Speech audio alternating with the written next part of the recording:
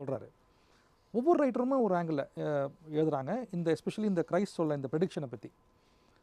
ஒரு இடத்துல வந்து இந்த இன்னொரு ரைட்டர் வந்து எழுதுகிறாரு, is comparing this with the time of Noah.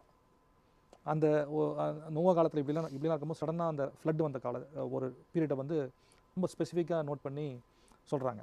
So இந்த கான்டெக்ஸ்டில் ஏன் அப்படி பரிசுத்த ஆவி அதை ரிவீல் பண்ணுறாருன்னு தான் என்னோட கேள்வி. தொடர்ந்து நம்ம அடுத்த நிகழ்ச்சியில் பல விதமான ஃபேக்ட்ஸை பற்றி நம்ம பேசலாம்னு நினைக்கிறேன் ஜெகன். நிறைய விஷயம் இன்ட்ரெஸ்டிங்காக இருக்குது. தொடர்ந்து நம்ம அடுத்த நிகழ்ச்சியில் இன்னொரு இதே தலைப்பில் பார்ப்போம்.